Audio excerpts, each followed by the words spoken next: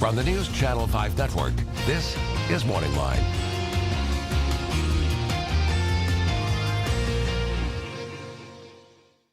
Good morning, everyone. Thanks for joining us on MorningLine. Nick Beres here on a Tuesday. And yes, this is live and direct to you. Made it in despite the cold temperatures this morning. It's not bad out there on the roads. Just bundle up a bit, wearing layers. I'm like a layer cake. I'm like his grandmother's desserts. I'm wearing layers. Who am I talking about? Well, this morning we are going to be talking about Social Security. It's our Social Security program. We do this, of course, every, 3-4 weeks or so, every month. The number is 737-7587. You know it's going to get busy, so jump in. We can talk about SSI, disability. We can touch bases, as we always do, on the fact that there was a cost of living increase this year. Any questions you have as you go through this long process of perhaps applying for disability, what it takes to get it, give us a call. We'll get into that with you and our guest from the administration. And there are a lot, but Social Security is the big one. It's a behemoth.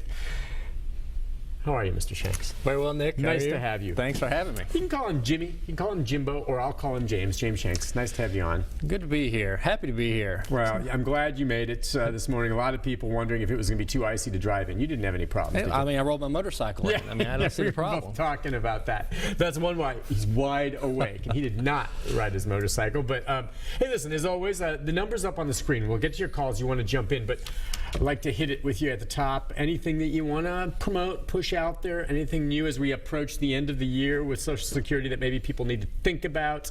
Deadlines, changes in the offing, what do you think? I've got 5 things. Really? Okay, good. I've got a short list of 55 things. Well, but I narrowed it to 5, so we should be good. I love it. Well, what do you got? We already discussed the COLA, 1.7%, so that's coming out. Cost of living increase. Right, for 2015, so that'll be for all beneficiaries. When does that typically kick in? Is it? Oh, it's effective January 1st. January 1st. Now, we pay 30 days behind on all of our payments, so what you're due in January, you receive in February, so that's when you'll notice your increase. 2. The tax cap went up in 2015. Okay, what does that mean? Walk us through that tax cap. You pay 6.2% FICA taxes, which is the Social Security taxes, on your income up to a cap. Okay. Last year, let me reference here, was $117,000. In 2015, it'll be $118,500. So that's the top.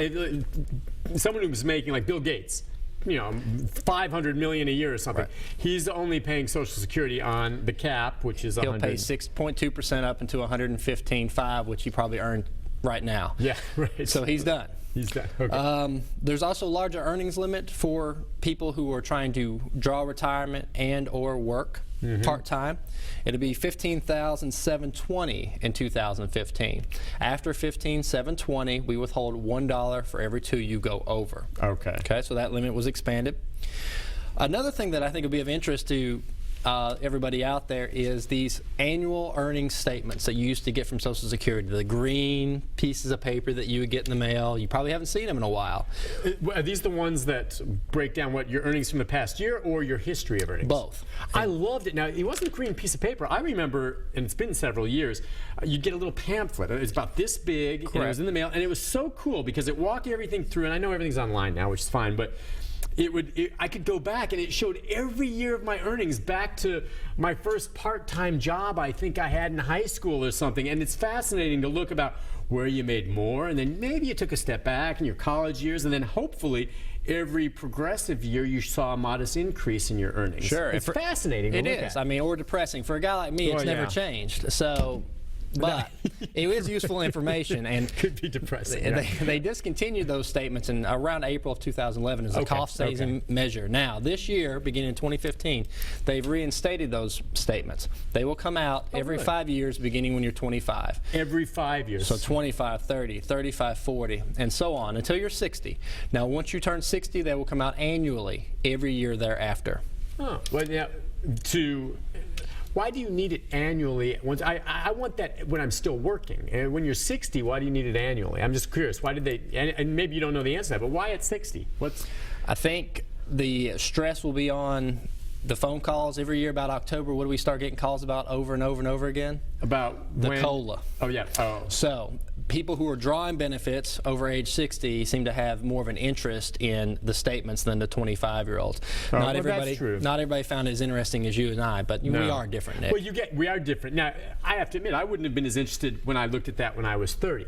But now that I'm older and I can go through and really see the history over the decades of earnings, it's interesting. Like I look back and I go, gosh, I was actually working for $7,000 a year at one point. Now that was a part-time job. It's tremendously important that people check those statements, no matter how old you are, because if your earnings are not reported accurately, that's what your benefits are based on. If the earnings coming in are inaccurate, then your benefit payment's not going to be accurate. The funny thing is I don't know. I'm looking at that. I have no idea what I earned 8 years ago. I really don't. I mean, I have a ballpark, but if it was, I'm going to take what they've got and assume it's right as opposed to what I think I've got in my head. And a lot of people will. Now, online, available 24/7. You can check it every day if you'd like. Okay. And it will show. And I would recommend to most people, once you file your taxes and your return's been accepted by the IRS, shortly thereafter during the year, check your annual earnings statement online if it's not your 5-year mark and you know you're going to get a paper one.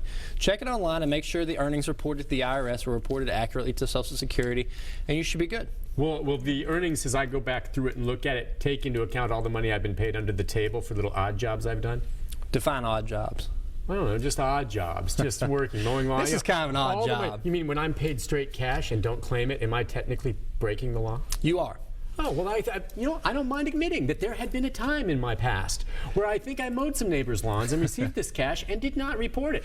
I'm on record. And if you think that I'm a bad person for doing that, look yourself in the mirror. You know what, Jim? I think you've probably done the same thing. Who has gone through life and maybe not claimed something they've earned? The IRS requires you to report all income, illegal or otherwise. I defy them to audit me. Well, please don't audit me, IRS. If you're out there, please, I don't need this. I've got a lot on me. And listen, I don't do it anymore. That was a long time ago. Number 5 on my 5 list. Go. Everybody always asks, what's the most I can receive? In 2015, the most we will pay in retirement benefits will be $2,663. That does not take into consideration any delayed retirement credits. That's your age, or your full retirement age amount. You'll look at about approximately $2,600. Now, Nick, if that's the most we pay, how are we expected to live on that in retirement? Exactly. And we're not, right?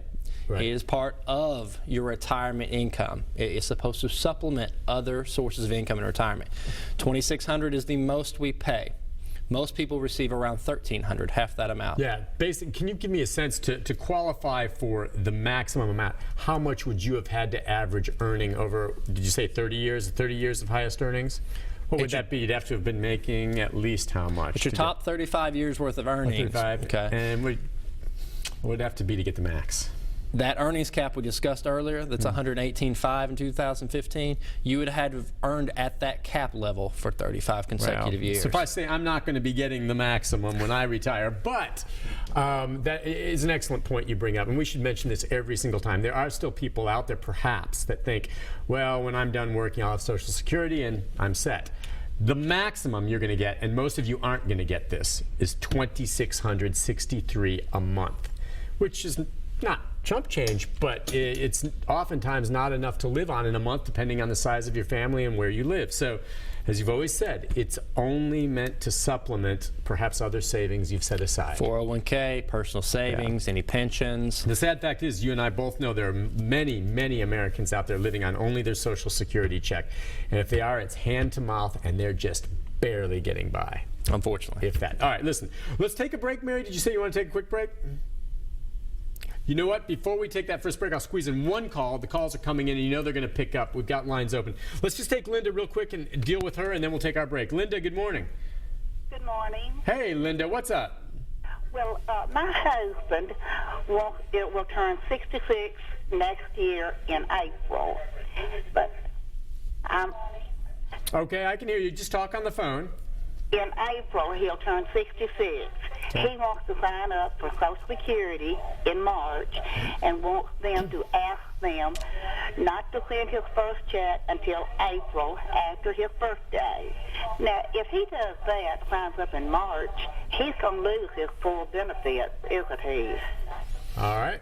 Sounds like they've had a discussion around dinner and has decided to make the phone call to see who's right. Good. I like this. That's a good call, Linda. Yes. He's 66 and he wants to sign up a month before. You can actually sign up 3 months before. Oh, okay. If you would like. It won't cost him anything. You get to pick any time in the next 3 months you want your benefits to begin. They let you sign up early. Okay. Now, 3 months is excessive. Normally, it wouldn't take you that long. Depends on your situation. But a month's not unheard of. If you come in March and you sign up and say, I want my benefits to start in April, that means your benefit eligibility begins in April. You'll get your April check in May. If you actually want to receive money in April, you would have to sign up for the month of March. Regardless of the month you said you actually went in and signed the statements, you pick what month of entitlement you want. You say, well, I want my benefit. I want money in the bank in April. Okay. Well, then you'll need to start your benefits effective with March, and then you get your March check in April. But if he wants to make it all the way to full retirement age and get the 100% rate, he can go in January or February and say, I want my benefits to begin in April, and that means you'll get your first check in May. Does that make sense to you, Linda? That makes sense. Thank you very much. You bet. Thank you for your call. That was a good question. Listen, we'll take a break. When we come back, if you're on hold, Donnie and others stay there. We're going to go till 9 o'clock with my friend here. He's going to commit to that time to answer your questions. So jump in. The number 737-7587 is the number. Questions about your Social Security, like she just had. If you're in the application process, you're waiting, you haven't heard, what do you do, all of that.